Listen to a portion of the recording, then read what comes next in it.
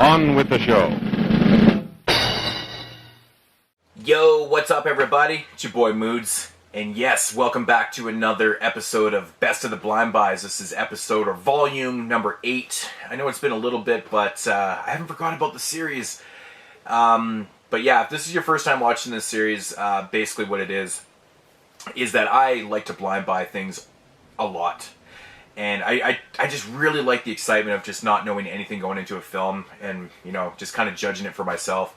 And that's what I do. Basically 5 films here that I bought, really not knowing anything or too much about, and really enjoying them, so I thought I'd just, you know, share it with you guys. So, but yeah, anyways,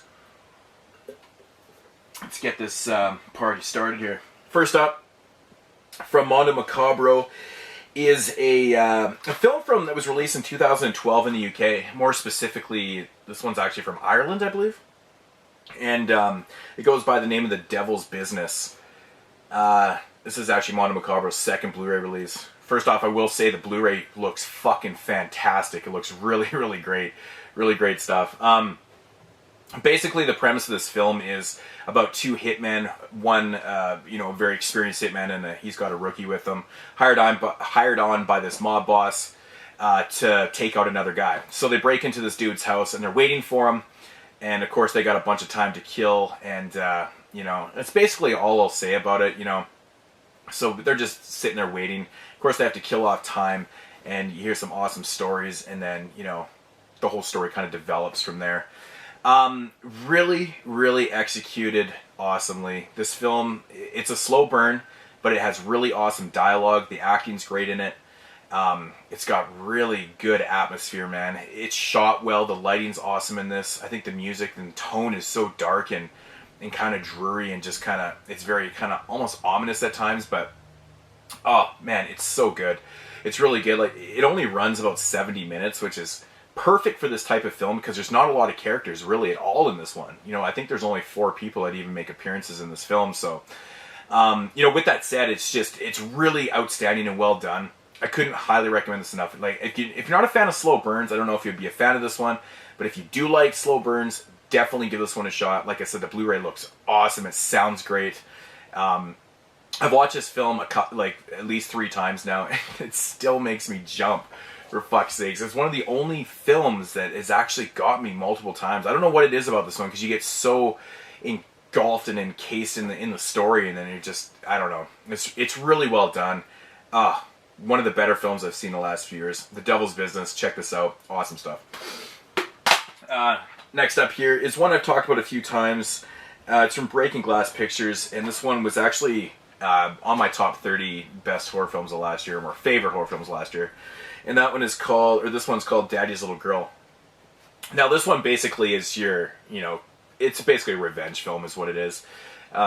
Dude's daughter gets abducted and murdered. He finds her the next day. She's been raped and murdered on a beach. And so basically he's kind of set out to find out who the fuck did this. And once he finds out who did it, he exacts some revenge on that person. This movie's executed really well. Again, good acting, but it's just brutal. Once you find out who did it, and you know what goes on, and just, I'll kind of leave it at that. But this is really brutal to watch. I think the revenge in this is just nasty. Like, it's some shit I've actually never seen in a film before, and I was watching it going, oh fuck, just cringing. But all you can do is just feel this father's pain. You know, I don't have kids myself, but I mean, I can probably speak for people that do. You know, I mean, to be honest, losing a child to something like that would just be horrific. So, of course, you want to exact some revenge. And I feel like they really kind of showcased it perfectly in this. They did not hold back at all in this film. So, but yeah, Daddy's Little Girl, if you like these type of revenge flicks, oh, man, awesome, awesome shit, man. Highly enjoyed this film. It's brutal. It's definitely not one that you want to, like, kind of revisit over and over again. It's great for a watch, maybe revisit it a long time after, but Daddy's Little Girl, check it out. Awesome stuff. Next up is a Canadian film from Black Fawn Distribution, and it's called Disco Path. This one, I liked it when I first watched it. I rewatched it and liked it a ton more, actually. This is basically about a guy that, the premise is stupid. It's basically about a guy that kind of goes fucking, turns psychotic at the sound of, or once he hears disco music, he kind of loses his shit and goes like on a killing spree and shit. The movie starts out in, I think, New York, and then it ends up in like Montreal. And it's basically just about him. He kind of gets into some shit in New York, ends up in Montreal, and then just kind of goes batshit fucking crazy from there. It's kind of a silly premise, but, you know, I think it really works, and it's fun, and it's different. It's kind of funny at the same time. So the movie is like half subtitled for the people out there that don't like to read their films. This one does have subtitles, but like I always say, don't be lazy. But yeah, it's a really fun flick, man. It's got funny ass music in it too. It's kind of like updated like disco music, and I don't know, great performances. The ending had me in stitches too. It's pretty funny, but just another kind of silly film that you know, is meant to be good though. You know, it's not meant to be like a silly, like a stupid fucking flick, which is entertaining. So Disco Pat definitely gives one a shot.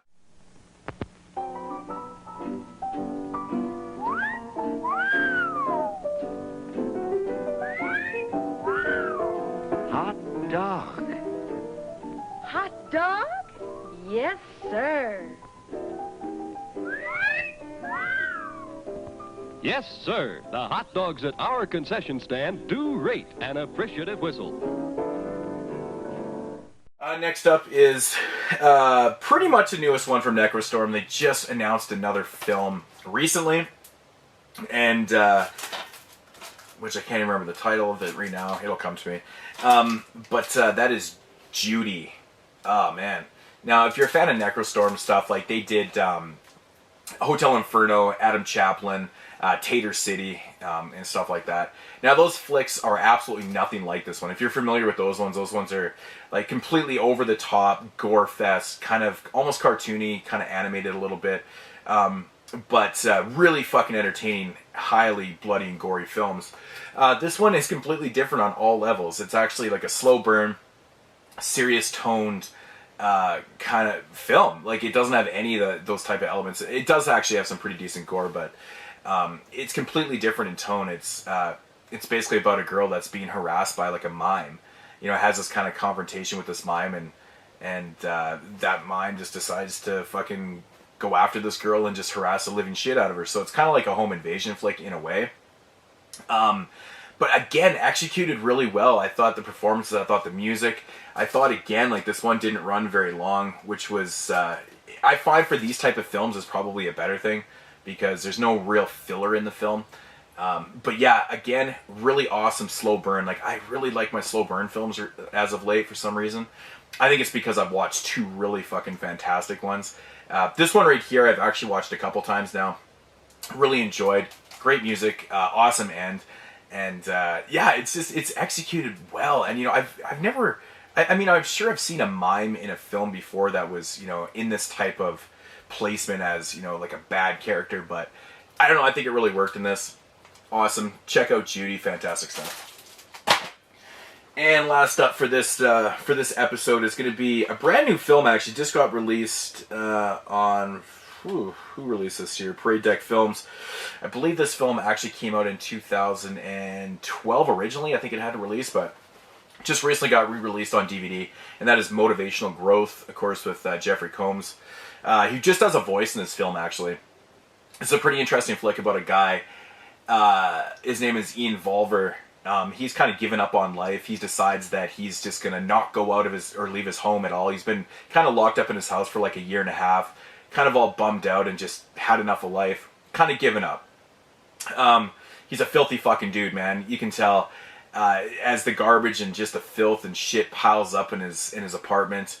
You know, he's just going really nowhere, and he's actually very, very happy with that, and he's proud of what he's doing. His best friend is his TV. Of course, one day he's watching his TV, and his TV actually blows up, which just sets him in a rage. He decides that he's going to kill himself because he has nothing to live for now that his TV is broken. His TV's been in his family for like generations type deal. Can't get it fixed, so he decides he's going to kill himself.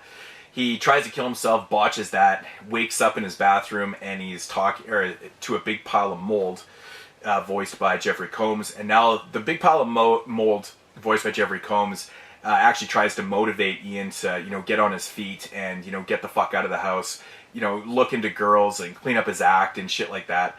But of course, Jeffrey Combs has other motives and things that are going on. This is a really interesting flick, man. All set in one apartment. I have to say that the the apartment and the way they created the set for this, it's just so filthy and gross. It looks so awesome.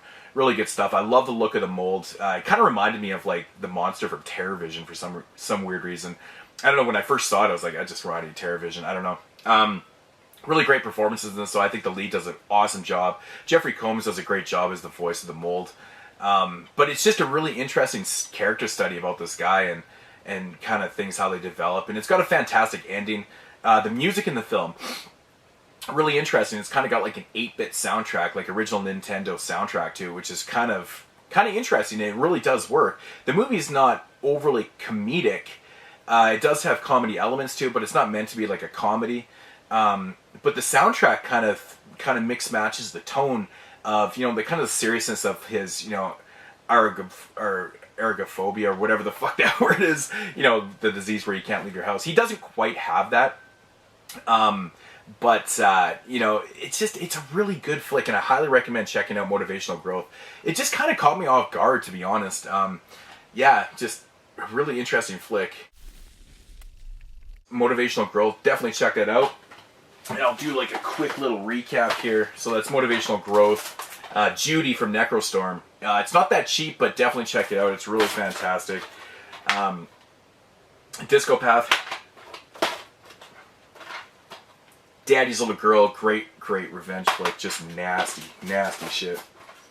And The Devil's Business from Mondo Macabro, awesome. Yeah, so that's gonna do it for episode 8 here on Best of the Blind Buys. Hope you enjoyed the video. I got actually, the next couple already planned out, so I've been just picking up lots of stuff that I've been really enjoying as of late. It's been kind of awesome in that way. So anyways, guys, I'll check you in the next episode. Leave comments down below. Peace. Aerophobia. Oh, fuck, I can't say that word right now.